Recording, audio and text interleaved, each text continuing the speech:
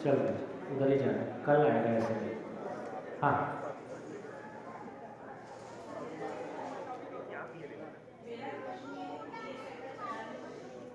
Hello नमस्कार, आगे वालों।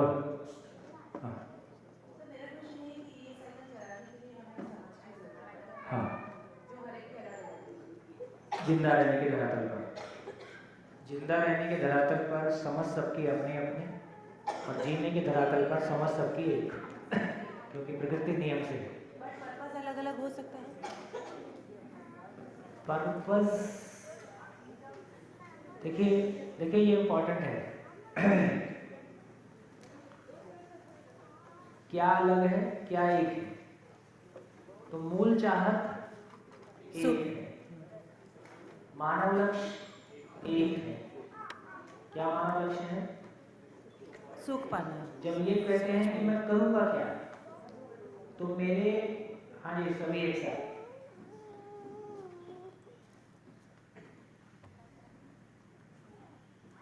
जब ये कह रहे कि संसार क्या है, मैं क्या हूँ, करना क्या है, तो करना क्या है का एक भाग वो है जिसको हम कह रहे हैं मानव लक्ष्य। क्या करना है? मेरे को समाधानित होना है, मुझको होना है कि सभी को होना है? सबको। सभी को, सभी को भी होना है, मुझको भी होना है। तो फिर मैं, सभी को होना है, सभी परिवारों को समृद्ध होना है, समाज भय से मुक्त होना है, और प्रकृति में संतुलन होना है। इससे ज़्यादा होता नहीं, इससे कम ही चलता है। अब मैं कुछ भी करूँगा इसी में कंट्रीब्यूट करूँगा। तो मानव लक्ष्य एक है, लेकिन मेरी हम सब की भूमिकाएं अलग अलग हो सकती हैं। से फॉर एग्जाम्पल मैं एजुकेशन में ज़्यादा कंट्रीब्यूट करूँगा, कोई स्वास्थ्य के ढंग से ज़्यादा कंट्रीब्यूट करेगा, हाँ बस मेरा सवाल। है ना, कोई प्रोडक्शन और एक्सचेंज और व्यवस्था के ढंग से कंट्रीब्यूट करेगा। तो कंट्रीब्यूशन 1000 प्रकार से हो सकता है, लेकिन स्वास्थ्य में कंट्रीब्यूट करते हुए भी मेरा ध्यान इसी बात पे है कि सभी परिवार स्वस्थ रह सके, उसके लिए मैं क्या करूँगा। सभी समाधानित हो सकें, उसके लिए मैं क्या करूँगा। सब शिकायत मुक्त अभाव मुक्त रहें, उसके लिए मैं कोई भूमिका करूँगा। तो हम सबका करना फाइनली किसी एक ही लक्ष्य से बंधा हुआ है, और वो एक दूसरे के पूरक है, विरोधी नहीं। अभी सबसे आगे कौन वाला झंझट में सब विरोधी हो गए। तो मानव लक्ष्य हम सबका एक है, धरती के सभी मानव का मानव लक्ष्य एक है कि सभी मानव सुखी हो, सभी परिवार शिकायत मुक्त अभाव मुक्त हो, समाज भय से मुक्त हो, और प्रकृति में संतुलन हो, ताकि हमारी आने वाली पीढ़ियां भी बेहतर भी चले। इस लक्ष्य को साकार करने के लिए फिर मेरी भूमिका होगी, भूमिकाएं अलग अलग होंगी। अलग नहीं, जैसे सर मैं आपको बताऊं कि यहाँ आने के पहले मुझे ऐसा था कि मेरा एक ही कन्फ्यूजन था कि मुझे मेरे बच्चों को अच्छे यानी अच्छी तरह जीना सिखाना है। वो एक मेरा यानी मेन फोकस था।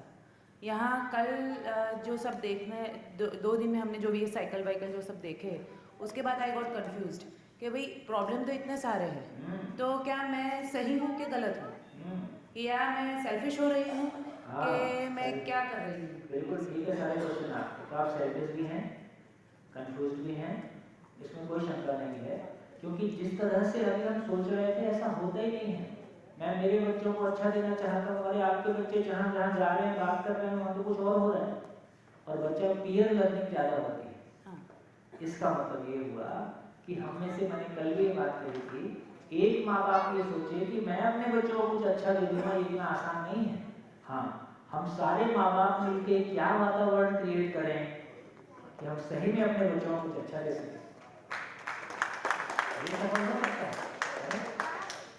नहीं, बट जैसे सर मेरा पर्पस छोटा हो सकता है, उसका रिजल्ट बड़ा हो सकता है। नहीं, तो आपका पर्पस में बीज है, वो बीज जब वृक्ष का रूप लेगा तो अब ये समझ में आया कि आप अपने बच्चों के लिए कोई आइसोलेटेड वातावरण क्रिएट नहीं कर सकते। सही। तो फाइनली हम सबको मिलकर ये सोचना होगा कि ये एजुकेशन ही कैसे परिपूर्ण हो जाए। एजुकेशन प्रॉफिट मेकिंग वेंचर नहीं हो सकता, एजुकेशन सस्टेनेबल हो यहाँ तक ठीक है। तो हम माँ बाप मिलके हम कमाने का काम जहाँ से भी करते हैं सब करेंगे, लेकिन बच्चों की जगह में कैसे उस बात को डेवलप करें कि बच्चे को जमाने का दी बेस्ट मिले। अभी ना तो उसको टीचर दी बेस्ट मिलता है, पेरेंट्स का फोकस कहीं और है। फिर हम उम्मीद करेंगे इनको हम बेहतर वातावरण देंगे। हम पेरेंट्स में आपस में लड़ाई हो रही है, फिर हम सोचेंगे उसको दिव्यस्त वातावरण देंगे।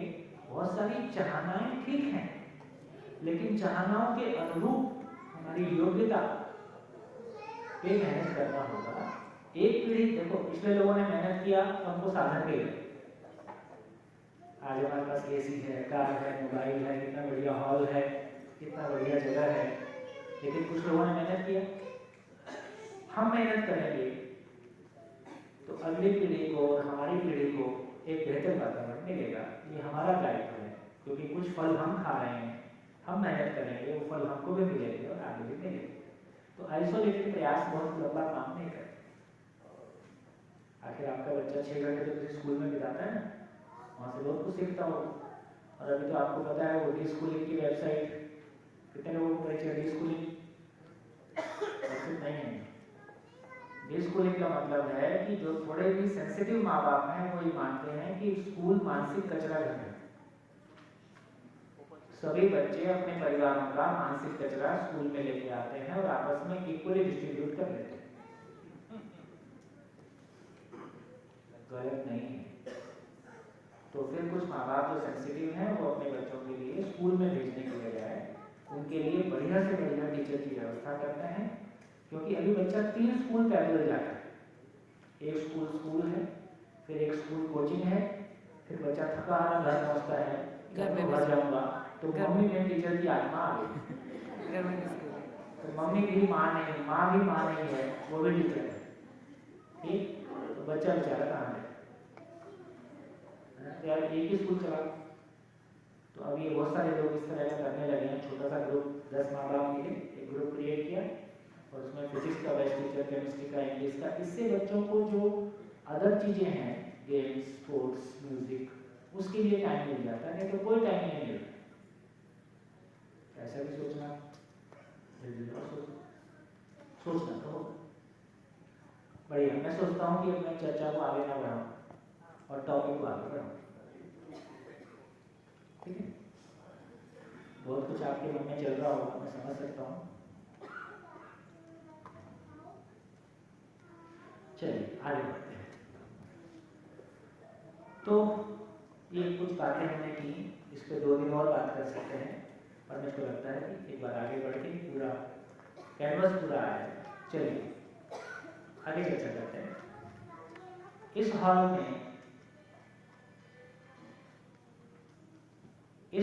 में यूनिट्स के अलावा, इकाइयों के अलावा और भी कोई रियलिटी है? जो लोग पहली बार शिविर कर रहे हैं उनसे चर्चा हो रही है, पुराने लोग सहयोग बनाए रखेंगे, चुप रहना ही आपका सहयोग।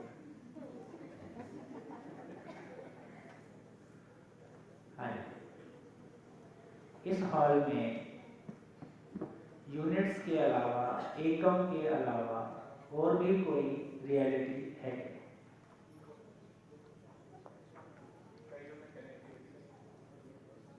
हाँ, इकाइयों में कनेक्टिविटी, तो इकाइयों का ही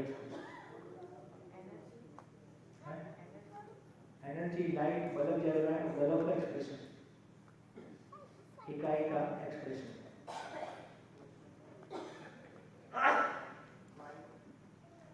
वायु तो एकम है,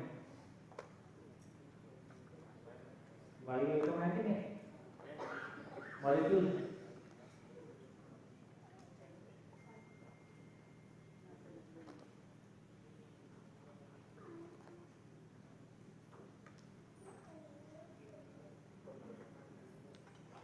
फिर से प्रश्न कर देता हूँ, इस हॉल में एकम, यूनिट्स जिसको हम 1 2 3 4 बोल के गिन सकते हैं, उसके अलावा भी कोई रियलिटी है क्या?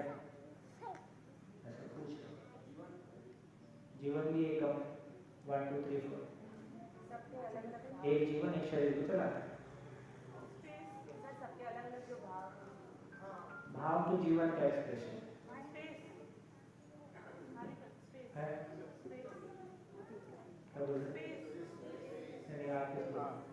ये जो यहाँ जितनी इकाइयाँ बैठी हैं उनमें आपसी संबंध, हाँ, वो इकाई का एक्सप्रेशन।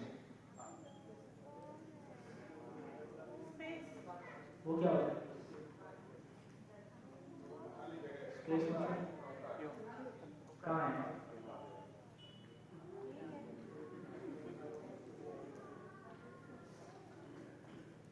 है? क्या चीज? कहाँ है स्पेस?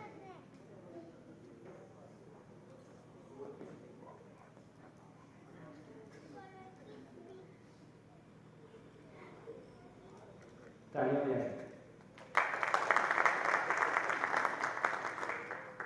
स्पेस एक है कि दो है?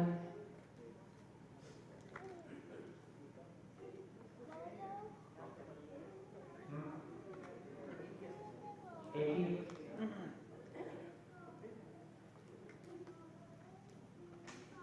ये कितना है? इसको एक कैसे बोलते हैं?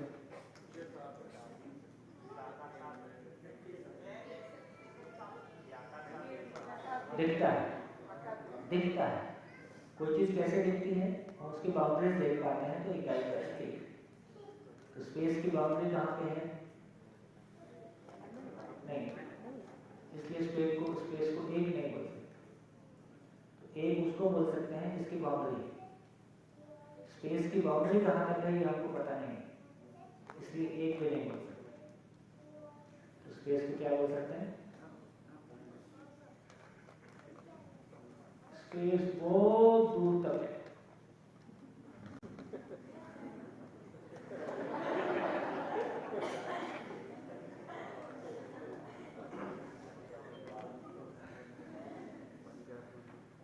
खाली स्थान।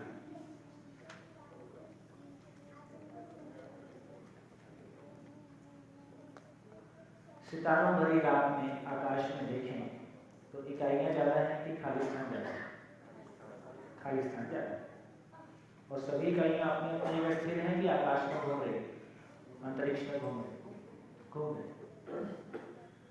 तो पूरे एग्जिस्टेंस को देखें तो पूरा एग्जिस्टेंस कैसा है? खाली स्थान और खाली स्थान में जड़ और चैतन्य इकाई।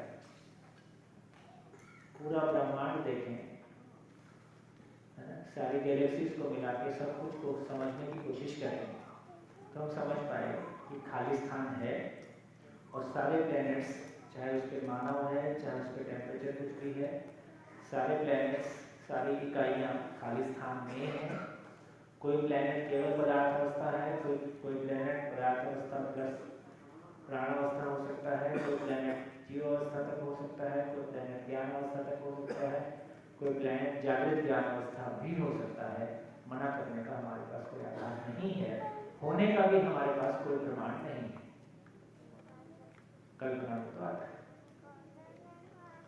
तो पिछले 4-5 दिन से हमने काफ़ी सारी मेहनत की और इकाइयों के बारे में बात करने की कोशिश की। अब थोड़ा सा हम खाली स्थान की बात करते हैं। विशेष रूप से जो लोग पहली बार शिविर कर रहे हैं उनके साथ आगे बढ़ेंगे। तो खाली स्थान को समझना चाहें तो और खाली स्थान के बारे में क्या कह सकते हैं? अभी जो चर्चा हुई कि खाली स्थान एक है कि दो है, तो हम ये कंक्लूड कर पाए कि खाली स्थान की कोई सीमा नहीं है, इसलिए उसको एक नहीं बोल सकते, इसलिए उसको असीम बोल सकते हैं। खाली स्थान कैसा है? उसकी सीमा को नहीं पहचाना जा सकता, इसलिए एक नाम दिया असीम। और खाली स्थान के बारे में क्या बोल सकते हैं?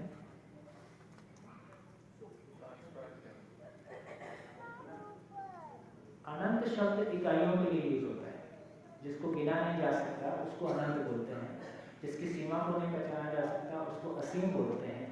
मानव की कल्पना इन्हीं 2 पॉइंट पर जाके छोटी पड़ती है।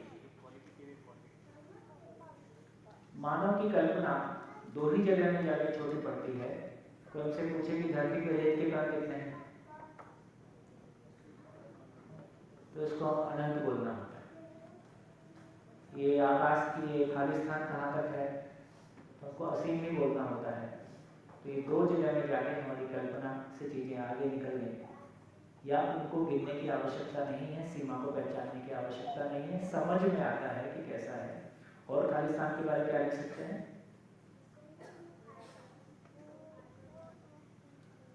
जैसे खाली स्थान, जैसे इस पेन को मैं काट सकता हूँ, उसमें कुछ जोड़ सकता है, ठीक है?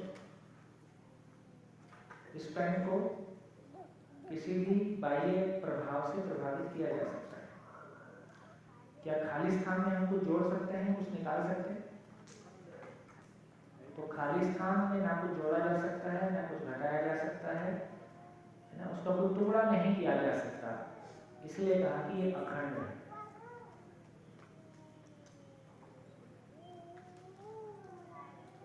क्या कोई तरीका है कि किसी तरह से खाली स्थान को प्रभावित किया जा सकता है? बॉम्ब लगाने, टेम्परेचर से, प्रेशर से, पानी से, कोई और तरीके से? तो एक ऐसी वास्तविकता है जिसको किसी भी प्रकार से प्रभावित नहीं किया जा सकता, एक ऐसी वास्तविकता जो अप्रभावित है।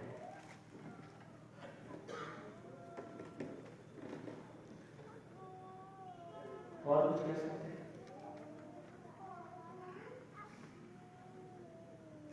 जैसा खाली स्थान है, इसके जैसी कोई और वास्तविकता भी है क्या?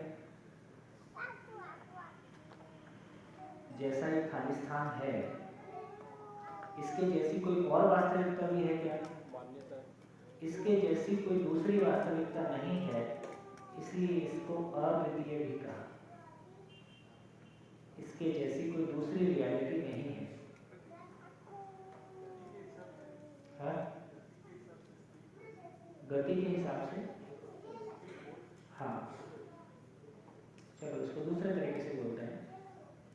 जैसे अब हमको समझ में आया कि पूरे एग्जिस्टेंस को देखें तो स्पेस है, और स्पेस में यूनिट्स हैं, स्पेस में यूनिट्स हैं। स्पेस सभी जगह है ही है, स्पेस भी हो, यूनिट भी हो। इसका एग्जांपल पूरा ब्रह्मांड, ये हॉल। स्पेस हो, यूनिट ना हो, इसका एग्जांपल अंतरिक्ष या वैक्यूम की बात करते हैं। स्पेस ना हो, इकाई हो, स्पेस ना हो, इकाई हो, सॉलिड है ना, सॉलिड के चारों ओर स्पेस है, अंदर थोड़ी है कि नहीं? बैठ जाओ।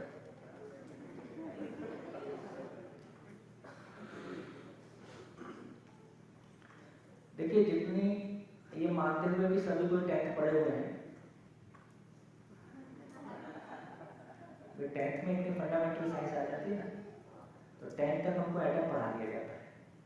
क्लास एटम इंट्रोड्यूस कब करते हैं? 5th में, 8th में करते हैं। अच्छा, तो हमको एटम पढ़ के ये समझ बनी कि एटम के अंदर जितने पार्टिकल हैं वो एक दूसरे को टच करते हैं कि टच नहीं करते हैं? नहीं करते। ये समझ बनी? तो एटम के अंदर जितने पार्टिकल हैं वो एक दूसरे को टच नहीं करते हैं, एक दूसरे को छूते नहीं हैं। इवन सेंटर में जितने पार्टिकल हैं, यदि हम एटम को देखें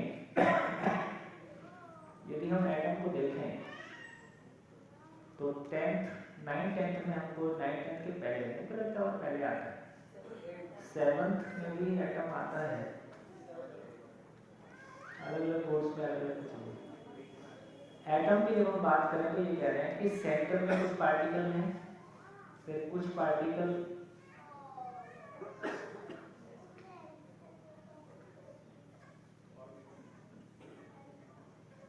ऐसे बाहर होते हैं। तो सेंटर में जो पार्टिकल है वो केवल स्पिन मोशन के साथ है। इसको हिंदी में बोला घूर्णन गति। घूर्णन गति, वो स्पिन मोशन करता है। जो ये बाहर है, जो इसके चक्कर लगाता है, ये स्पिन मोशन तो करता ही है, स्पिन मोशन के साथ में ऑर्बिटल मोशन करता है। ऑर्बिटल मोशन करता है, उसको बोलते हैं वर्तुलात्मक गति।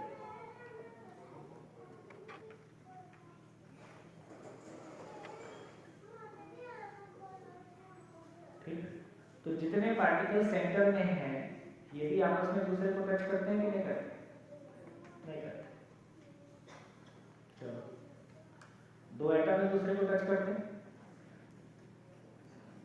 दो एटम टच करते हैं, दो मॉलिक्यूल टच करते हैं। टेंथ में ठीक से नहीं पढ़े।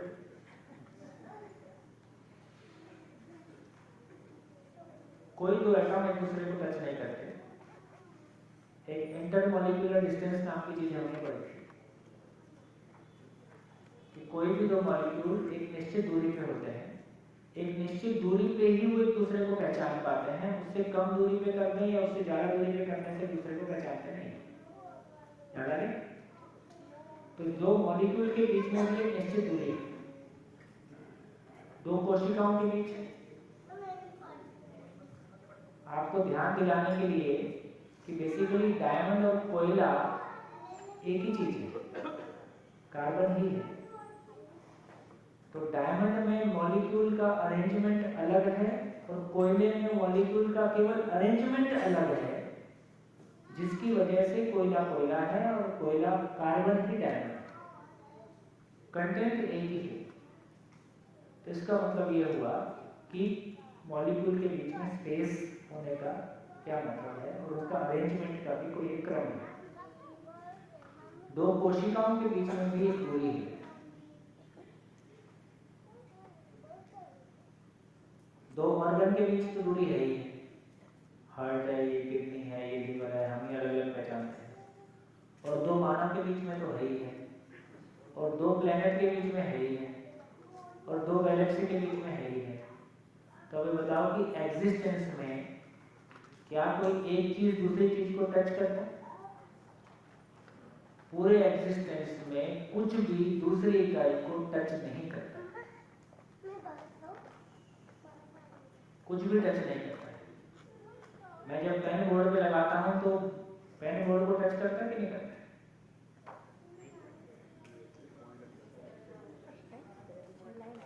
है? अभी तो बोलते थे नहीं करता, कोई भी चीज टच नहीं करता है।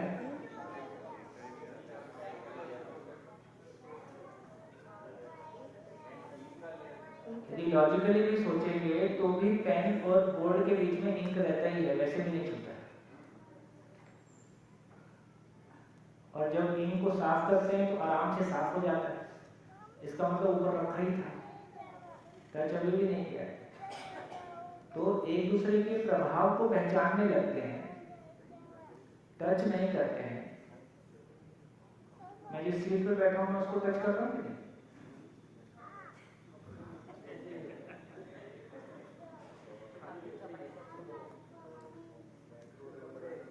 अब मेरी सीट पे पानी डाल तो देखो पानी पूरे में जाता है कि नहीं आता है, इसका मतलब जगह पर है।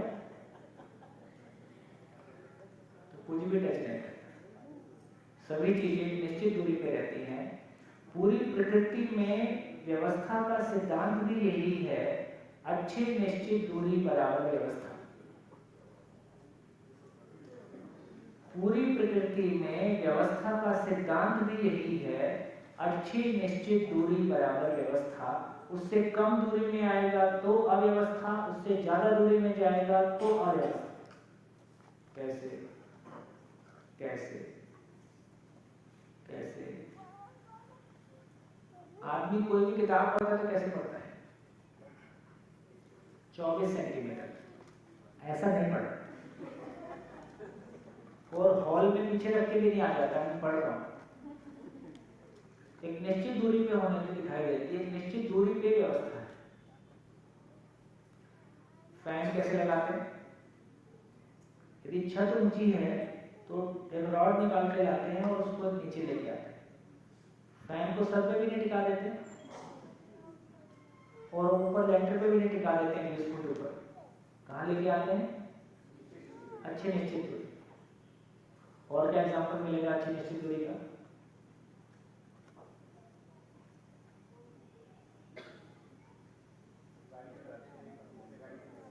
हाँ, ट्रक के पीछे लिखा रहता है निश्चित दूरी बनाए रखें, नहीं तो घर पहुंचने की जगह कहीं और पहुंच सकते हैं।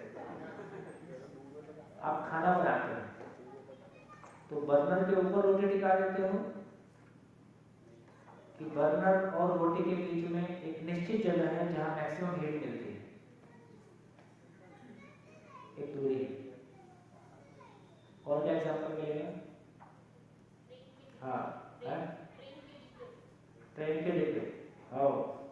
चिपका नहीं देते हैं, बीच में थोड़ी सी जगह रखते हैं ताकि आगे पीछे हिल के वो, है ना। हम भी एक दूसरे से बात करते हैं, चलो मैं आपसे मिल गया हूँ, बैठ के बात करेंगे, मैं आपके कंधे पे चढ़ के बैठ, हाँ बोलो।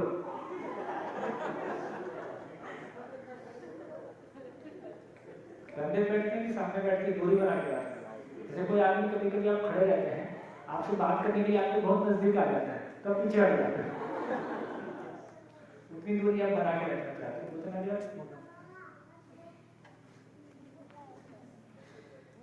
और क्या मिलेगा? माइक की डिस्टेंस, हाँ। और दूसरा वाला माइक में घुसता था, तो भाई इतनी दूरी तो थी।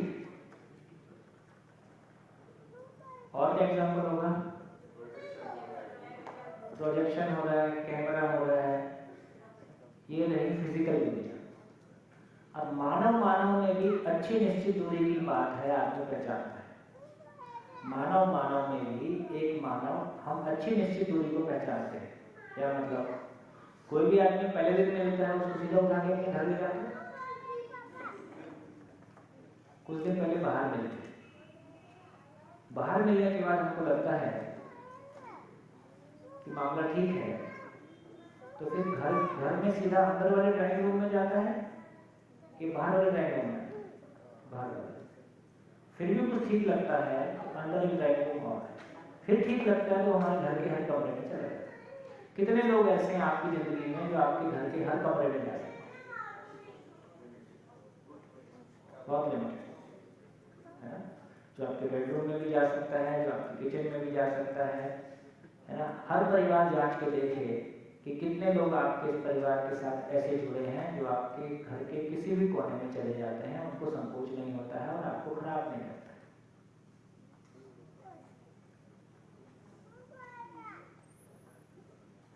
ठीक हो गया? ये एक दिन में नहीं हुआ, ये भी एक दिन में नहीं हुआ। तो ये क्या चीज है? हम क्या पहचानते रहते हैं? किसको कितना नजदीक आने देते हैं, या हम किसी के कितना नजदीक जाना चाहते हैं? तो सीधी सी बात है, मैं दुख ना पाऊं इतना दूर रहना चाहता हूं, और मैं मैक्सिमम सुख पा जाऊं इतना पास आना चाहता हूं। हम कर यही रहे हैं, सभी कर रहे हैं। हम किसी भी व्यक्ति के स्थान के इतना नजदीक आना चाहते हैं कि उससे मैक्सिमम सुख पा सके। हम उससे उतना दूर रहना चाहते हैं कि वो हमको दुख मत दे। बढ़िया। तो मानव के बीच भी व्यवस्था को पहचानने का तरीका यही है। भय प्रलोभन, हम जब जिंदा रहने के धरातल पर जीते हैं तो किसके पास जाना चाहते हैं, किसके नजदीक जाना चाहते हैं? जब हम जिंदा रहने के धरातल पर जीते हैं तो हम किसके नजदीक जाना चाहते हैं? ठीक।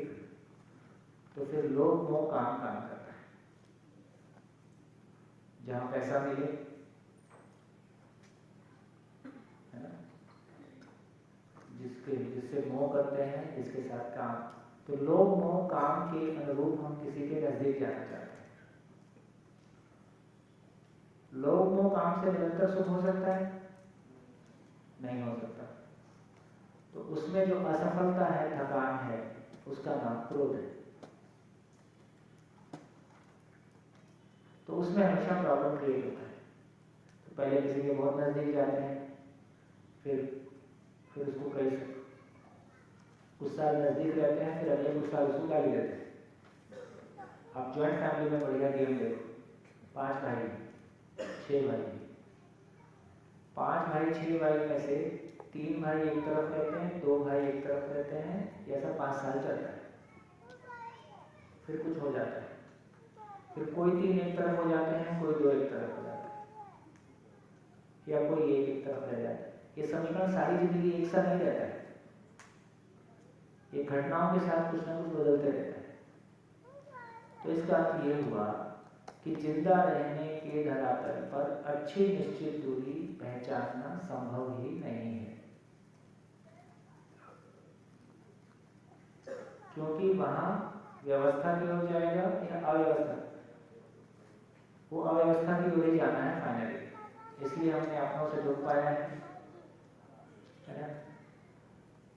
तो समझ के अर्थ में ही, व्यवस्था के अर्थ में ही हम निश्चित अच्छी दूरी पहचान सकते हैं, इसमें काफी फिर आसान हो सकता है।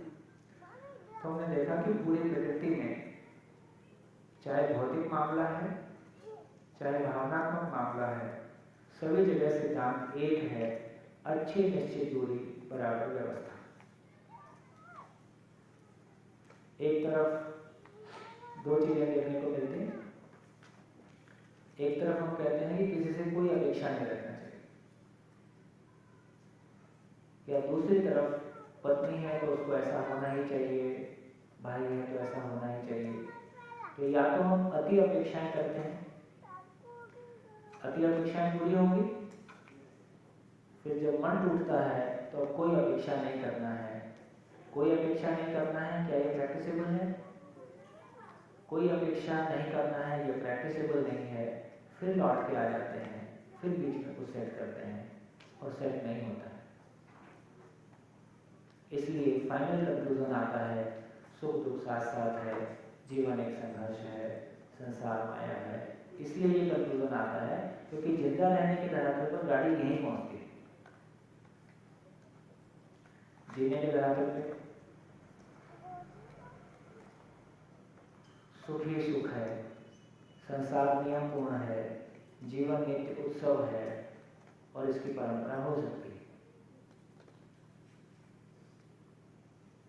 इतना फर्क पड़ता है। तो निष्कर्ष क्या निकला? कोई भी दो चीज टच नहीं करती। अब ठोस के अंदर खाली जगह है कि नहीं है?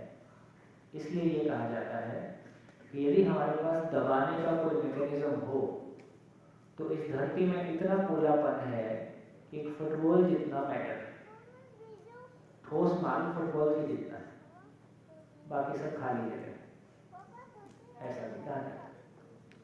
तो इसका अर्थ ये हुआ कि खाली स्थान इकाइयों के चारों तरफ ही है कि इकाइयों के अंदर भी है और इकाइयों से आर पार है। तो ये खाली स्थान इकाइयों से आर पार है। तो एक तो ये समझ में आया, जहां इकाइयां स्पेस भी नहीं है, खाली स्थान भी नहीं है, ये भी रूल आउट हो गया, ये भी रूल आउट हो गया। तो खाली स्थान सभी जगह है ही, कहीं इकाइयां हैं कहीं इकाइयां नहीं है, इतनी ही बात। पूरे एग्जिस्टेंस को देखें तो कैसा है? पूरे एग्जिस्टेंस को देखें तो कैसा है? खाली स्थान है ही है। कोई काल और कोई स्थान खाली स्थान से रिक्त और मुक्त नहीं हो सकता। किसी काल में किसी भी कोई भी स्थान खाली स्थान ना हो, ऐसी कोई कल्पना, ऐसी कोई वास्तविकता नहीं हो सकती। तो खाली स्थान है ही, क्या है? कहीं इकाइयां हैं कहीं इकाइयां नहीं है, ये हो सकता है। ये संभावना निकल के आएगी। अब ये भी निकल के आएगा, हमको ऑब्जर्वेशन से पता चलता है कि सभी इकाइयां क्रियाशील हैं।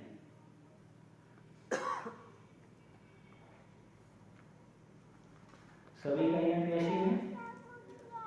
एटम के अंदर उसके पार्टिकल लगातार घूम रहे हैं। जीवन में आशा विचार इच्छा सुख की चाहना लगातार बनी हुई है। सारे ग्रह गोल नक्षत्र लगातार घूम रहे हैं। तो सृष्टि में कोई भी एक इकाई ऐसी नहीं है जो अपने में चुपचाप हो, जहां क्रियाशीलता ना हो। ये स्वीकारोगे? तो सृष्टि की सभी इकाइयां क्रियाशील हैं। एक बात स्वीकार हुई, सृष्टि की सभी इकाइयां क्रियाशील हैं। और हमको ये भी समझ में आता है कि बिना बल के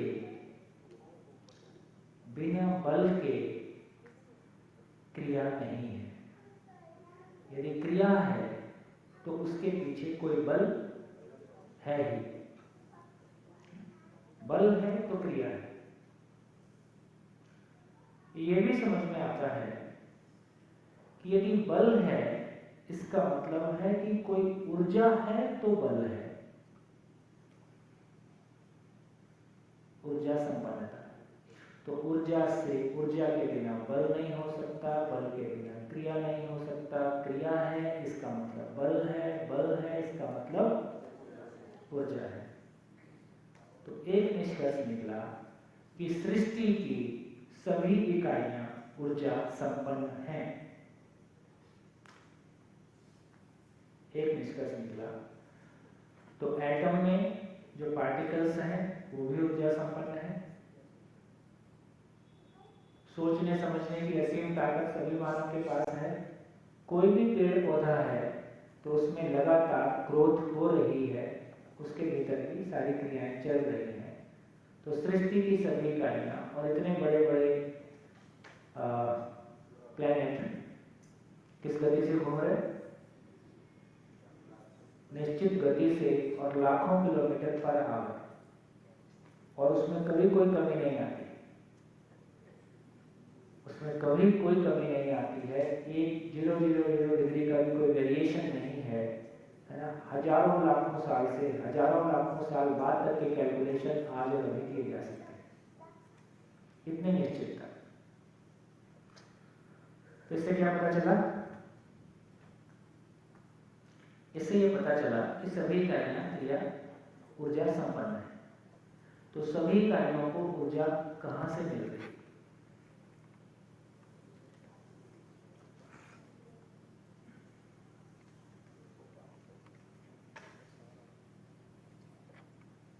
ये सवाल से मैंने कल बात शुरू की थी कि सृष्टि की सभी इकाइयों को, जैसे साइंस में जब हम शुरू करते हैं कि एटम है और एटम में उसके इलेक्ट्रॉन प्रोटॉन घूम रहे हैं, तो कहाँ से ऊर्जा आ रही है ये अभी भी अननोन है। इसके लिए कोई बहुत ठोस आधार हमारे पास नहीं। जब भी हम बहुत बड़ी थियरीज के बारे में बात करते हैं, बिग बैंग और तमाम बातें करते हैं, 2 क्वेश्चन पूछने से वो चीज़ें हिलती जुलती हैं और समय समय पे आते ही रहता है कि ये भी नहीं है, ये हो सकता है, वो हो सकता है। अभी मैंने स्टीफन हॉकिंस का वो टाइम, एक अच्छी बुक है, बहुत सिंपल, क्या है?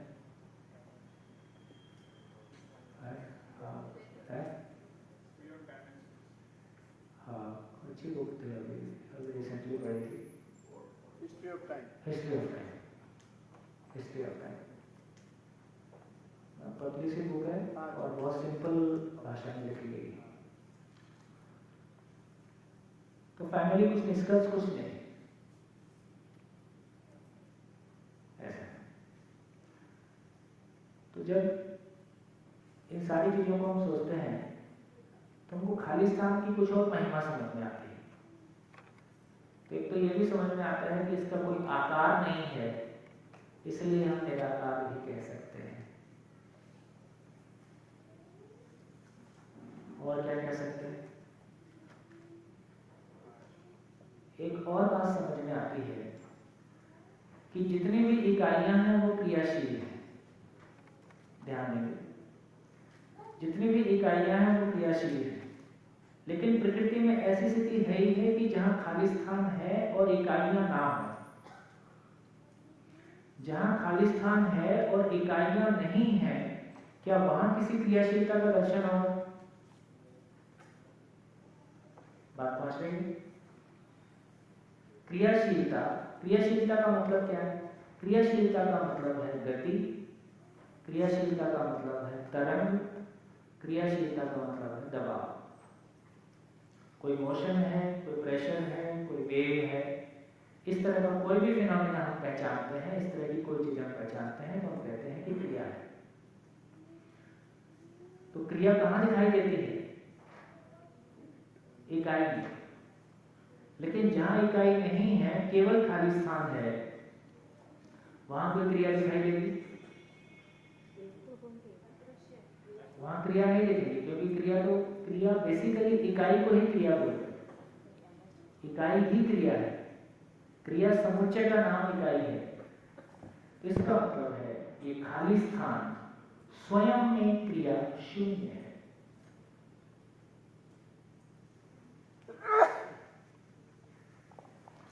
खाली स्थान स्वयं में क्रिया शून्य है, और इसकी जब ये स्वयं में क्रिया शून्य है, इसका मतलब है कि इसकी स्थिति में कोई परिवर्तन है कि इसकी स्थिति हमेशा एक जैसी बनी रहती है। इसकी स्थिति हमेशा एक जैसी बनी रहती है, इसलिए इसको कहा कि ये स्थिति पूर्ण है। स्थिति पूर्ण है, ये कम अधिक से मुक्त है, इसमें कोई परिवर्तन नहीं हो सकता, नहीं होता, इसलिए इसको पूर्ण कहा। इसी को हम बोलचाल की भाषा में पूर्ण बोलते हैं। पूर्ण का मतलब है जो कम अधिक से मुक्त है ना।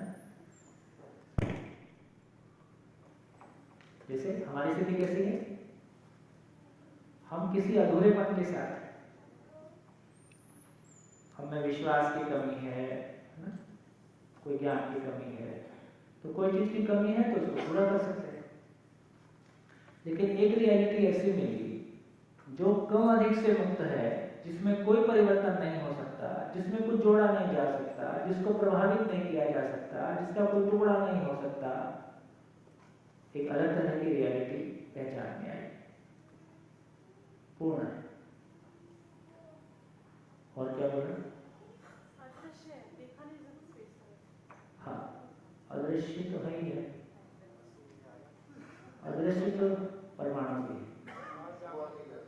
हाँ, अच्छा, मुझे अभी कि हमने बोला कि स्पेस जो है वो क्रिया शून्य है, लेकिन फिर भी जब सनरेज जो है, सूर्य की किरण हमारे तक तो पहुंचते ही है, तो वो कोई माध्यम से ही गुजरते हैं, तो वो माध्यम तो उधर है ही, तो वो क्रिया शून्य कैसे हो? माध्यम तो क्रिया शून्य है, इसलिए पहुंचते हैं। बीच में ही वो अरंगी डाल देते तो कैसे पहुंचते?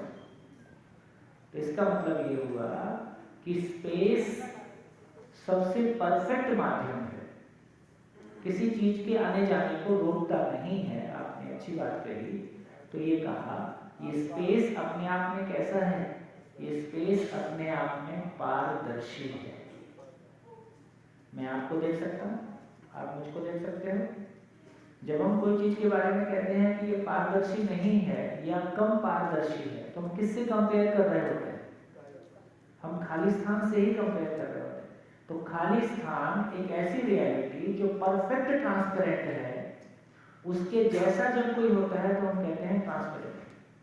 उससे कम दिखाई देता है तो हम कहते हैं कि कम ट्रांसपेरेंट है, फाइनली रोटेट है, अपारदर्शी। एक खाली स्थान एक ऐसी महिमा, एक ऐसी रियलिटी जो अपने आप में पारदर्शी है ना। और जैसा कि पहले भी चर्चा हुई कि ठोस के बाहरी खाली स्थान है कि ठोस के अंदर भी खाली स्थान है? ठोस के अंदर भी खाली स्थान है ना। इसको थोड़ा सा एक पॉइंट रुक के और लेता हूँ, लेकिन अब एक दूसरे पॉइंट पे आता हूँ, फिर लौट के इस पॉइंट पे वापस आएंगे। इसका मतलब खाली स्थान सभी इकाइयां ऊर्जा संपन्न है। एक बार तो सभी इकाइयों के ऊर्जा संपन्नता का आधार है।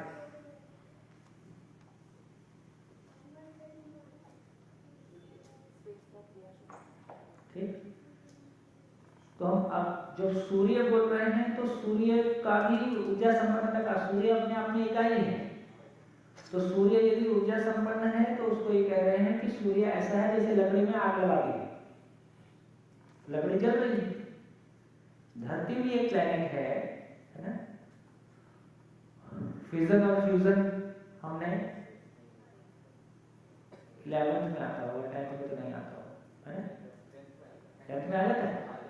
10th में काफी काम की चीज आ गई। फंडामेंटल लेवल की चीजें 10th तक भी ठीक से पढ़े, लेकिन 10th तक की भी जो चीजें हैं उनको मन से पढ़े, समझने के लिए पढ़े तो बहुत कुछ उसमें उपलब्ध है। तो हमने फ्यूजन और फ्यूजन पढ़ा था।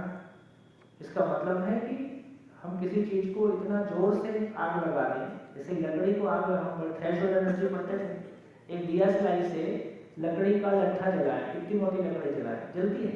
नहीं जलती। लेकिन उसी से रुई जलाए, रुई जल जाती है। तो एक रुई को जलने के लिए जितनी ऊर्जा चाहिए उतना उसके अंदर काफी है, लेकिन एक लकड़ी की मजबूत पिलर को जलाने के लिए दिया स्लाई पर्याप्त नहीं है ना। तो उसको थ्रेशोल्ड एनर्जी बोलते हैं। तो ये सभी पार्टिकल तो किसी एक लेवल पे जो हम कह रहे हैं कि बॉम्ब ब्लास्ट करके आज ये कह रहे हैं कि केवल अमेरिका के पास 21 बार इस धरती को सूरज बनाने का सामान उपलब्ध है।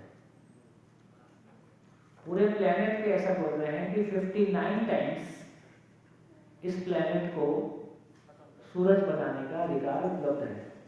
और 59 की जरूरत नहीं पड़ेगी, एक बार की बात पर्याप्त है।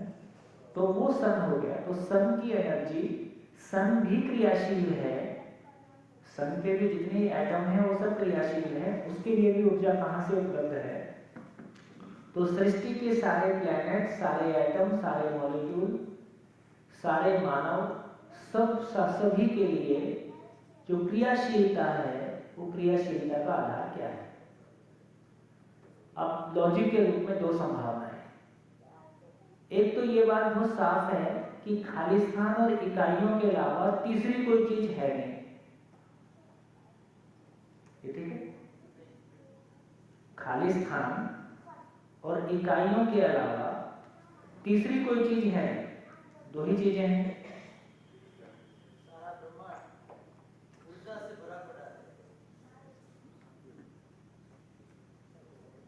जो मैंने कहा पहले उसको सुन लीजिए कि खाली स्थान है एक, दूसरी इकाइयां हैं, तीसरी चीज कौन सी है और कहां है उसको देखो।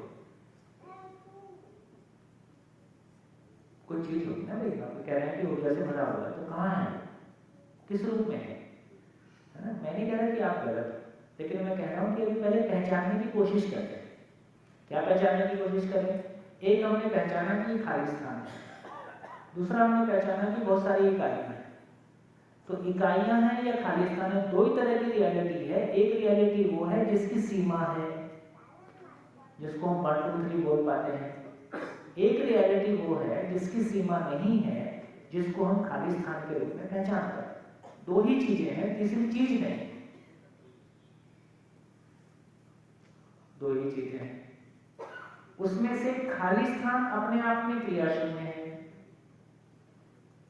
लेकिन सभी इकाइयां उसमें क्रियाशील हैं।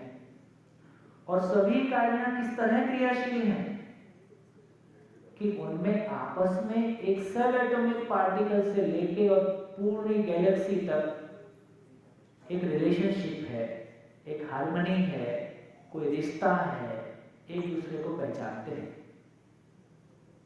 तो यदि हम ये कल्पना करें कि सभी इकाइयां स्वयं स्फूर्त ऊर्जित हैं, तो कैसा होगा? ये बिल्कुल ऐसे ही है जैसे एक घर में सभी मनमानी करें, घर कहां जाएगा? घर ही नहीं रहेगा। तो यदि सभी इकाइयां स्वयं स्फूर्त विधि से ऊर्जित हैं, तो हम ये परफेक्ट हार्मनी को डिफाइन नहीं कर पाए। इसका मतलब सभी इकाइयों के ऊर्जित होने का आधार कोई एक रियलिटी है, कोई एक चीज है, ताकि उनके बीच में कोई संबंध बना हुआ है, जिसकी वजह से उसके बीच में कोई संबंध बना हुआ है। क्या चीज है जो सृष्टि की सभी इकाइयों को समान रूप से प्राप्त है, हमेशा प्राप्त है, और उससे बाहर निकलने की भी कोई गुंजाइश नहीं है? क्या प्राप्त है? क्या प्राप्त है? कहां है सभी इकाइयां? सभी इकाइयां खाली स्थान में हैं। क्या किसी इकाई को खाली स्थान से बाहर निकाला जा सकता है?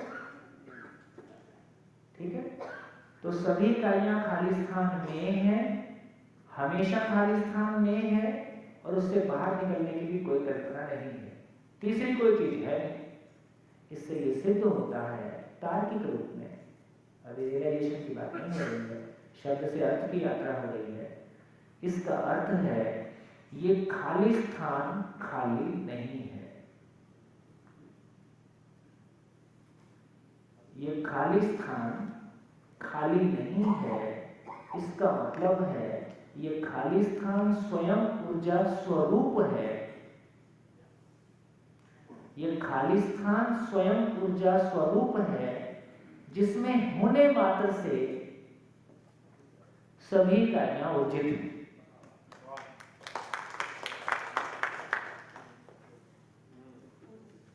क्या निकला? एक ऐसी महिमा, खाली स्थान एक ऐसी महिमा जो स्वयं क्रिया शून्य होते हुए समस्त इकाइयों में क्रियाशीलता का आधार है। एक ऐसी महिमा को हमने, खाली स्थान को हमने एक ऐसी महिमा के रूप में पहचाना। खाली स्थान को हमने ऊर्जा स्वरूप पहचाना। खाली स्थान खाली नहीं है।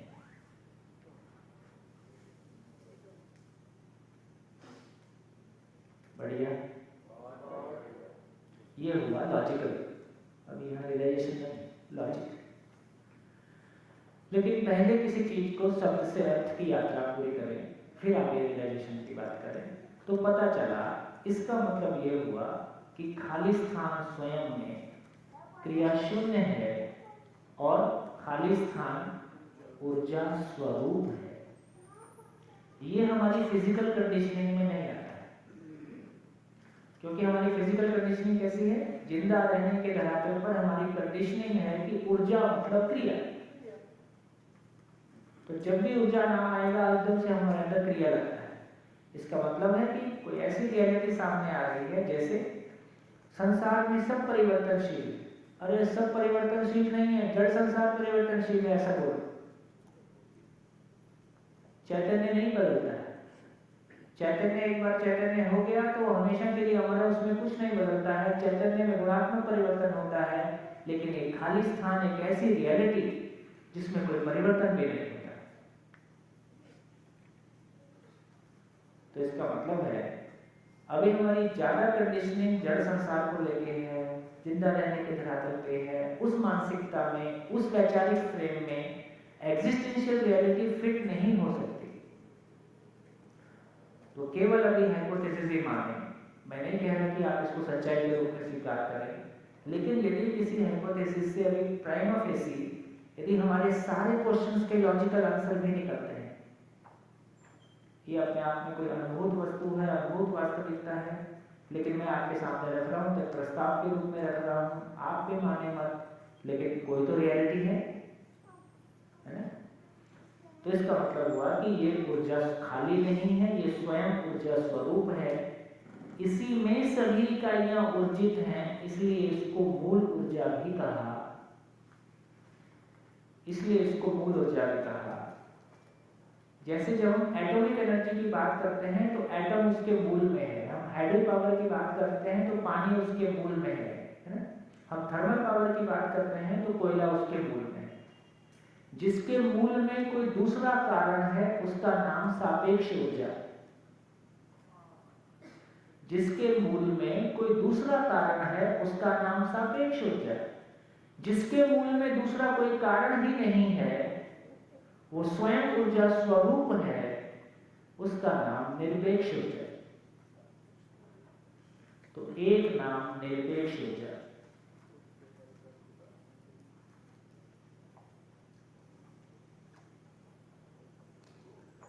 अब थोड़ी सी बात और कर सकते हैं। देखिए,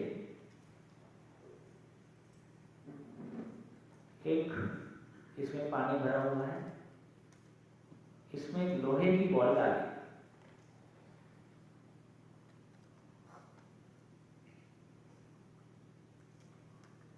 लोहे की बॉल का मतलब क्या है? जहां पानी है वहां बॉल नहीं है, जहां बॉल है वहां पानी नहीं है, क्योंकि पानी बॉल के चारों तरफ है।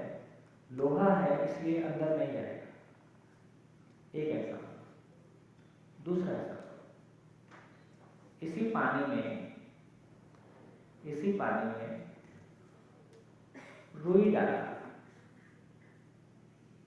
अब क्या स्थिति है? रुई के चारों ओर भी पानी है, रुई के भीतर भी पानी है, रुई के कण कण में पानी है। पानी मीठा है तो रुई मीठी हो गई, पानी कड़वा है तो रुई, और पानी गर्म है तो, और रुई से पानी प्रभावित है कि पानी से रुई प्रभावित है? पानी पे कोई प्रभाव पड़ा? पानी पे कोई प्रभाव नहीं। एग्जाम्पल बहुत फिजिकल है, लेकिन इसी एग्जाम्पल को खाली स्थान, अब उसको मूल ऊर्जा बोल देते हैं। मूल ऊर्जा में इकाइयों के रूप में लेते हैं। तो इकाई के चारों ओर मूल ऊर्जा है। मूल ऊर्जा इकाई से आर पार है। तो मूल ऊर्जा इकाई से आर पार है। क्या कोई छोटे से छोटा कण ऐसा हो सकता है सब एटॉमिक पार्टिकल से भी और छोटा कोई जिसमें पार ना हो? नहीं हो सकता, क्योंकि ऑब्जर्वेशन में यह आ गया कि किसी परमाणु को, किसी इकाई को कितने से भी छोटे से छोटा, कितना भी छोटा काटा जाए, वो जो छोटे से छोटा अंश है वो चुपचाप बैठा है कि क्रियाशील है? वो भी क्रियाशील। इसका मतलब वो भी ऊर्जावान है, वो भी ऊर्जित है। इसका मतलब उससे भी आर पार है। इसका मतलब ये मूल ऊर्जा उस छोटे से छोटे अंश से भी आर पार है। इसका अर्थ ये निकला कि ये खाली स्थान इतना सूक्ष्म, अति सूक्ष्म, इतनी एक सूक्ष्म रियलिटी कि ये सभी इकाइयों के आर पार है, इसलिए कहा पारगामी है। सभी इकाइयों के आर पार है।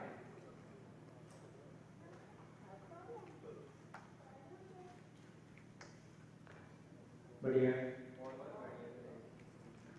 और ये भी समझ में आया कि खाली स्थान ये सभी इकाइयों के आर पार है, सभी इकाइयां खाली स्थान में ऊर्जित हैं। तो खाली स्थान की जो क्वालिटी है वो इकाई से रिफ्लेक्ट होती है। क्योंकि क्या, पानी गर्म था तो इकाई गर्म हुई, गर्म हो गई। पानी मीठा था तो वो मीठी हो गई। तो बेसिकली इस खाली स्थान की महिमा उस इकाई से रिफ्लेक्ट होता है। जैसे हमको पता चला कि खाली स्थान पारदर्शी है। धरती के सभी मानव में पारदर्शिता की चाहत समान रूप से उपलब्ध है। धरती के सभी मानव में पारदर्शिता की चाहत समान रूप से उपलब्ध है। ये कहां से आ गई सब में? ये कहां से आ गई सब में? ठीक, धरती के सभी मानव में पूर्णता की चाहत है। हम अधूरेपन से मुक्ति चाहते हैं। ये पूर्णता की चाहत सभी मानव में कहां से आ गई? हम पूर्ण में गर्भित हैं, पूर्ण में ऊर्जित हैं, इसलिए पूर्णता प्यास के रूप में उपलब्ध है, चाहत के रूप में उपलब्ध है। ये खाली स्थान स्वयं में पारदर्शी है, इसलिए पारदर्शिता सभी चीजें चाहत के रूप में उपलब्ध है। आप चाहत की लिस्ट बनाएं। आप केवल एक काम करें, शांति से बैठ के अपनी चाहत की लिस्ट बनाएं। वो चाहत जो सार्वभौम है, जो सभी मानव में समान रूप से उपलब्ध है, ऐसी चाहत की लिस्ट बनाएं। बनाइए, थोड़ी मेहनत भी कीजिए, कथा सुनने में मजा आता है। दूसरा मेहनत करता है ना? सार्वभौम चाहत की लिस्ट बनाएं। वो चाहत जो धरती के सभी मानव में समान रूप से उपलब्ध है, हमेशा उपलब्ध है, उसकी एक लिस्ट बना के देखिए क्या क्या है।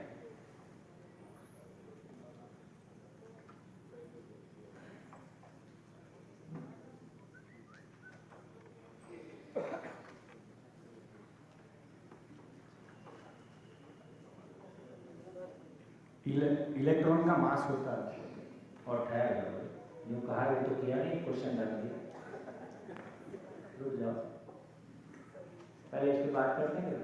अथा से अभी तक जहां से क्वेश्चन ला सकते हो लाओ, आपका स्वागत है। अपने से ना बने, पड़ोसी से ले आओ, लेकिन आंसर मिलेगा ये आश्वासन, और आंसर आपको सेटिस्फाई करेगा ये भी आश्वासन है। उसके लिए थोड़ी सी मेहनत करनी पड़ सकती है, ये आश्वासन। तो इसलिए शिविर से काम नहीं चलेगा। शिविर तो मात्र ये है कि आप मॉल में आए और आपको सारा माल दिखा दे।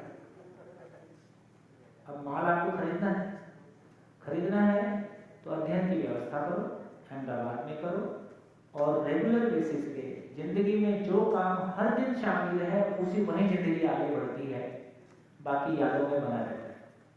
रोज नहाते हैं, रोज खाते हैं, रोज सोते हैं, रोज पढ़ते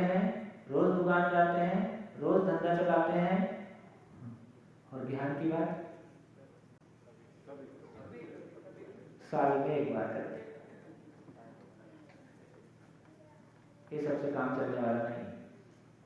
देखो कितनी सुंदर बात है। भौतिक आवश्यकता सीमित है कि 24/7 है? सीमित। जीवन की आवश्यकता सीमित है कि 24/7 है? 24/7। जो सीमित है उसके लिए 24/7 सोचते हैं, जो 24/7 है वो आपकी कल्पना में नहीं। उसके बाद भी हंस लेते हो, क्या हो रहा है?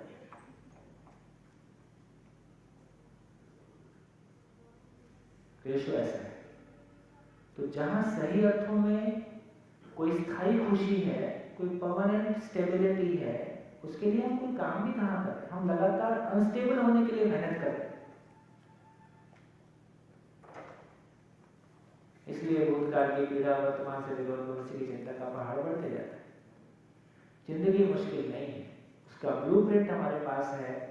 ब्लूप्रिंट के अनुसार एक एक स्टेप चलेंगे। क्यों नहीं जिंदगी हाथ में आएगी? ऐसा हो नहीं सकता, क्योंकि प्रकृति में यदि ऐसा है तो उनको उपलब्ध होना ही चाहिए। हाँ जी, लिख डालिए एक बार। सार्वभौम मानवीय अपेक्षाएं। क्या? Universal aspiration. अच्छा, एक ही मिली? वो तो महाराज है ही है, और भी तो कुछ होगा। आप बोलो, माइक दो। कहाँ गए सुरेश पटेल? हाँ, माइक आ रहा।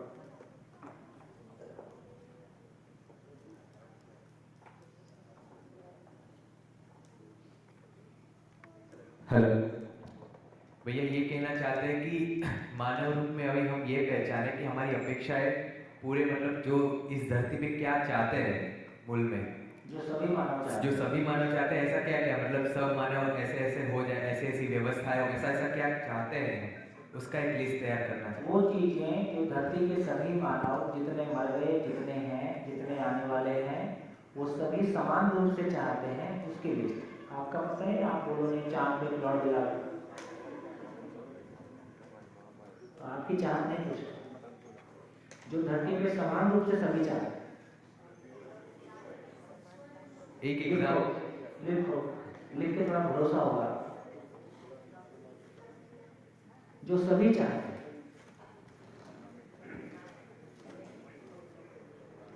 एक एग्जांपल देंगे भैया। हाँ। जैसे कि किसी का भी शोषण ना हो, ये हम सभी चाहते हैं, तो ऐसी ऐसी क्या क्या चीज सभी मानव चाहते हैं, ऐसा लिस्ट तैयार करें। नेगेटिव पॉजिटिव दोनों लिख सकते हैं।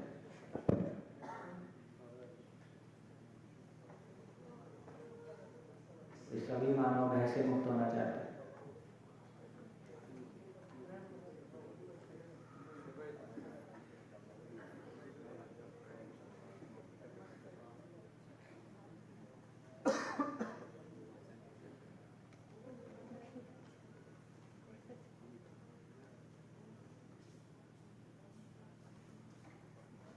दस होने से बताओ, हो गया? Good good.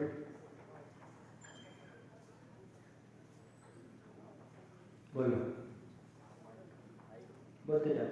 माइक माइक दो इनको। बाकी लोग चेक कर लें, कुछ बचा होगा तो बताइए। हेलो। सम्मान पाना चाहता है, सभी सम्मान पाना चाहते हैं, सुखी रहना चाहता है सुखी होना चाहते हैं, और प्रेम पूर्वक रहना चाहता है, प्रेम पूर्वक रहना चाहते हैं, विश्वास के साथ रहना चाहता विश्वास के साथ रहना चाहते हैं, है, संतोष के साथ रहना, संतोष के साथ, आनंद के साथ आनंद के साथ, और लक्ष्य के साथ। तुम्हारे तो 20 भी हो सकते हैं। कोई बात नहीं, बोलते जाओ। और सारे निर्विरोध होना चाहते हैं निर्विरोध होना चाहते हैं, और भय से मुक्त होना चाहते हैं, हाँ। अभाव से मुक्त होना चाहते हैं, अनिश्चितता से मुक्त होना चाहते हैं, निरोगी रहना चाहते हैं, और न्याय चाहते हैं, व्यवस्था चाहते हैं, स्वतंत्रता चाहते हैं, स्वतंत्रता चाहते हैं, सम्मान चाहते हैं, पूर्णता चाहते हैं, पूर्णता भी चाहते हैं। गुड। में विश्वास चाहते हैं, हैं?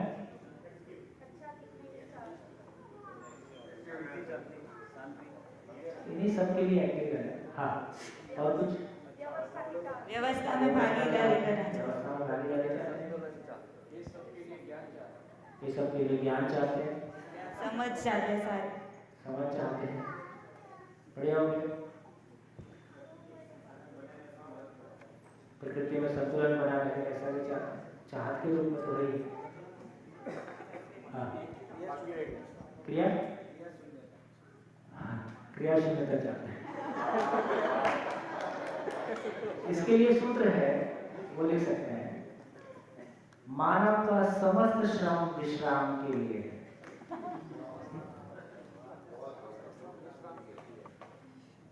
मानव का समस्त श्रम विश्राम के लिए।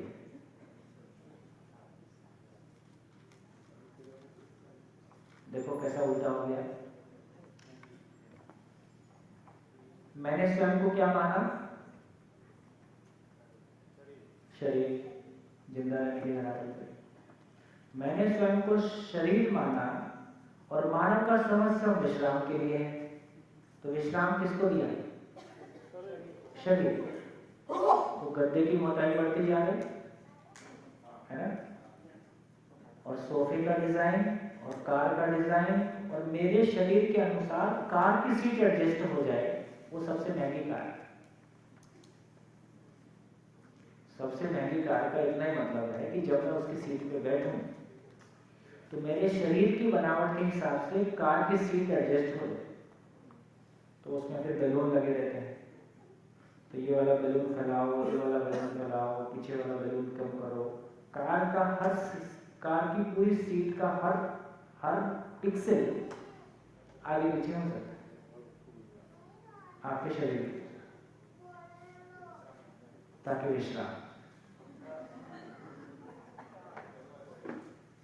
ठीक, स्वयं को शरीर माना तो ये मान लिया कि शरीर को विश्राम देना है और कंफर्ट सबसे हाईएस्ट प्रायोरिटी पे चला गया। सच्चाई क्या थी? मैं जीवन हूं, विश्राम मुझको चाहिए, और जीवन का विश्राम है समाधान। समाधान ही विश्राम है। जब एक जीवन के पास क्लैरिटी है, कॉन्फिडेंस है ना, कि और कैसे की समझ है, व्यवस्था की समझ है ना, तो वो अपने आप में आराम में है। अब भूतकाल की पीड़ा नहीं है, वर्तमान से चिंता नहीं है, भविष्य की चिंता नहीं है, वर्तमान से विरोध नहीं है ना, और आनंद ही आनंद मान ली। तो विश्राम किसकी जरूरत है? मेरी। ब्रह्मवश मैंने विश्राम किसको दिया? शरीर। तो शरीर को विश्राम की जरूरत है कि शरीर को श्रम की जरूरत है? शरीर श्रम पूर्वक स्वस्थ रहता है, जीवन ज्ञान पूर्वक विश्राम में रहता है।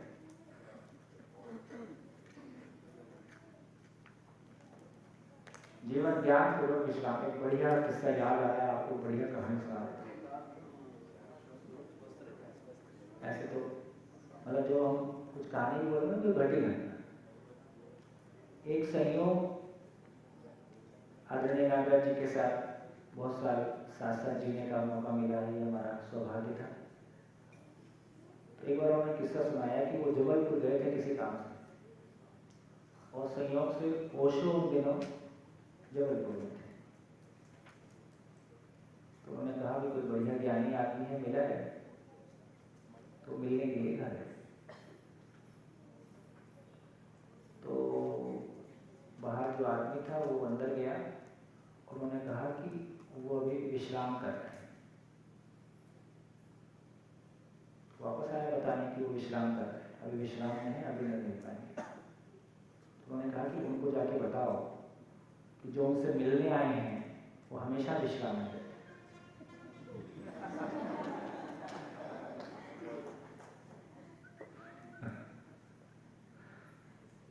वो सदा के लिए विश्राम में। तो ऐसी घटना का भी उन्होंने सुनाया।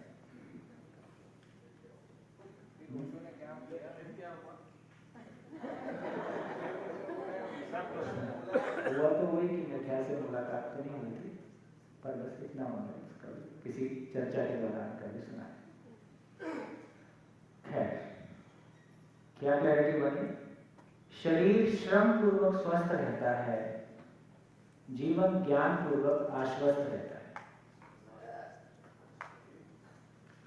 शरीर श्रम पूर्वक स्वस्थ रहता है और मैं ज्ञान पूर्वक आश्वस्त रहता हूं।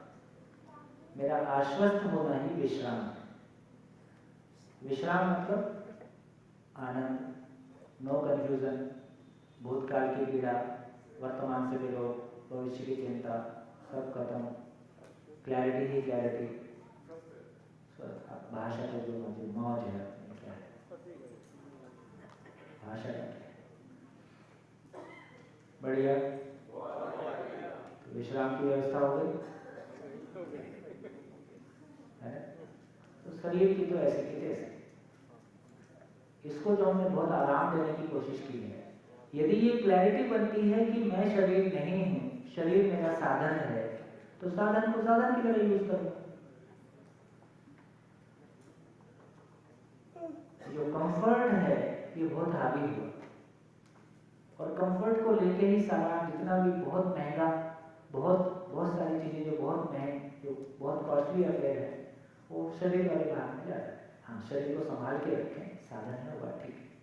चलिए, तो कहाँ पहुंचे? तो हम चर्चा कर रहे थे, तो चर्चा को थोड़ा सा आगे बढ़ाता हूँ।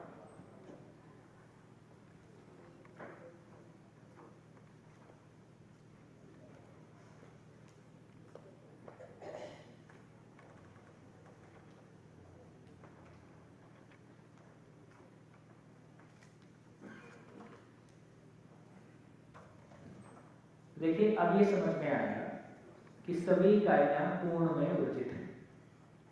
कैसे ऊर्जित है? एक सब एटॉमिक पार्टिकल उसको पाकर स्पिन मोशन करता हुआ रैंडम मोशन में रहता है। क्या हमने पढ़ा है? क्यों ये रैंडम मोशन में रहता है?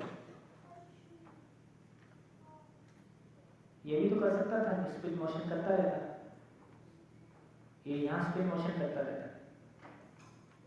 रैंडम मोशन ना होता तो क्या होता?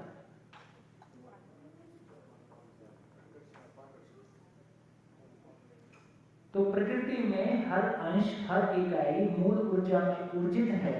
मूल ऊर्जा स्वयं में क्रिया शून्य है, लेकिन मूल ऊर्जा स्वयं में पूर्ण है। तो पूर्णता में ऊर्जित होने के कारण वो पूर्णता के अर्थ में क्रियाशील है। पूर्णता के अर्थ में क्रियाशीलता व्यवस्था की ओर प्रवृत्ति के रूप में उपलब्ध है। पूर्णता में ऊर्जित है, इसलिए पूर्णता के अर्थ में उसकी गति है। पूर्णता के अर्थ में जो गति है, ये व्यवस्था के स्वरूप में उपलब्ध हो जाती है। कैसे? जैसे सभी मानव अपने आप में जांचें, हम दूसरे के आचरण को कैसा चाहते हैं? अच्छा, पूर्णता क्या चीज है? आचरण की निश्चितता ही उसकी पूर्णता है। आचरण की निश्चितता ही उस इकाई की पूर्णता है। लोहे को हम अधूरा कह रहे हैं कि पूर्ण कह रहे हैं? अपने होने के ढंग से वो पूर्ण है, क्योंकि उसके आचरण की निश्चितता है। हमको शिकायत किससे है? आचरण की अनिश्चितता से शिकायत है। तो कोई ऐसा व्यक्ति जिसके आचरण के बारे में भरोसा हो जाए, निश्चित आचरण मतलब कैसा? मेरी मानव के बारे में बात करेंगे तो निश्चित आचरण का मतलब है, निश्चित आचरण का मतलब है कि उसमें कोई अंतर विरोध भी नहीं है, बाह्य विरोध भी नहीं है। जैसे लोहे का एटम अपने लोहे के एटम होने के स्वरूप में कोई अंतर विरोध है क्या? अंश आपस में लड़ रहे हैं? नहीं। लोहे के एक एटम का दूसरे एटम के साथ कोई विरोध है क्या? वो भी नहीं है। तो ना तो अंतर विरोध है, ना बाह्य विरोध है। अंतर विरोध नहीं है, बाह्य विरोध नहीं है, इसलिए वो स्वयं में व्यवस्था है। और पूरी जो व्यवस्था है उसमें हार्मनी में है, उसमें व्यवस्था के स्वरूप में है। एक मानव में भी जब बात करेंगे कि उसका निश्चित आचरण होगा तो कैसा होगा? स्वयं में अंतर विरोध से मुक्त होगा। स्वयं में अंतर विरोध से मुक्त होगा तो वो मेरे लिए सुखदायी होगा, और यदि वो बाह्य विरोध से भी मुक्त है तो दूसरे के लिए भी सुखदायी होगा। कुल मिला के ऐसा आचरण जो हमेशा हमेशा के लिए, मेरे लिए भी, सभी के लिए सुखदायी होगा, ऐसे आचरण का नाम निश्चित आचरण है। ये बात हमने जो शिविर ओपन किया था तब की थी, आपको याद होगा। ठीक, अब इसको देखें कि मैं मानव के रूप में दूसरे मानव से निश्चित आचरण की अपेक्षा करता हूं कि उसका आचरण अनिश्चित हो, यह अपेक्षा करता हूं। निश्चित आचरण की अपेक्षा करता हूं। मेरा आचरण दूसरों के साथ में निश्चित हो या अनिश्चित हो? निश्चित हो। अपेक्षा रूप में धरती के सभी मानव में यही अपेक्षा है कि मेरा आचरण भी निश्चित हो जाए और कोई मेरे से आचरण करे वो भी सही आचरण करे, निश्चित आचरण ही करे। यही सभी मानव ने स्वीकार है। इसका मतलब क्या हुआ? एक सब एटॉमिक पार्टिकल स्पिन मोशन करता हुआ रैंडम मोशन में रहता है ताकि दूसरे सब एटॉमिक पार्टिकल को पहचान कर परमाणु के स्वरूप में हो जाए, एक व्यवस्था के स्वरूप को प्रकट करता है। सब एटॉमिक पार्टिकल मूल ऊर्जा में ऊर्जित है, पूर्णता के अर्थ में व्यक्त है। उसका प्रमाण है कि दूसरे सब एटॉमिक पार्टिकल को पाकर वो व्यवस्था के स्वरूप को व्यक्त करता है। ये बिल्कुल वैसे ही है जैसे एक अनमैरिड आदमी स्पिन मोशन करता हुआ रैंडम मोशन में रहता है।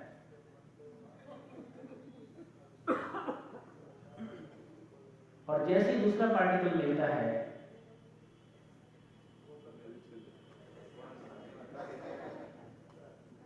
उसको पाकर परिवार रूपी व्यवस्था के रूप में प्रकट होता है। और जब ये परिवार रूपी व्यवस्था के रूप में प्रकट होता है तो ये दो हो जाते हैं। दो में से कभी एक न्यूक्लियस होता है, दूसरा ऑर्बिट होता है। कभी ये वाला न्यूक्लियस होता है, दूसरा ऑर्बिट होता है। जब इसकी चलती ठीक है, जहां जैसी जरूरत हो, जैसी भूमिका की जरूरत हो। मैं पॉजिटिवली बोल रहा हूँ, आप लोग कुछ और ना समझें। फिर कुछ दिन बाद इनके बच्चे हो जाते हैं। बच्चे होने से बच्चे सेंटर में आ जाते हैं और ये ऑर्बिट हो जाते हैं। हाँ, ऐसे ही, मैं मजाक नहीं कर रहा। फिर जब इनके बच्चे होते हैं तो ये तीसरा ऑर्बिट हो जाता है और ये सेंटर में, वो वाले बच्चे सेंटर में आ जाते हैं। तो 3 पीढ़ियां हो गई। तो जब तक चौथी पीढ़ी के आने का समय होता है, आउटर ऑर्बिट वाले पार्टिकल टेंजेंट हो जाते हैं।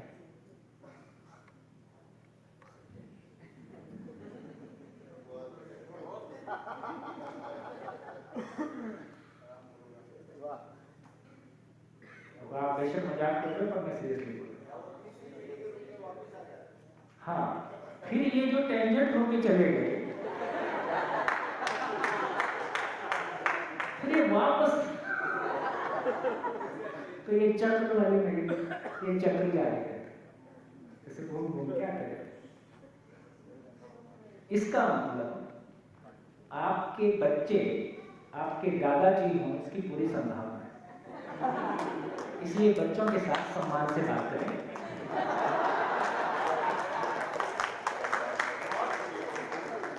ऐसे तो आप मानोगे नहीं, पर कम से कम ऐसी समझ में आए।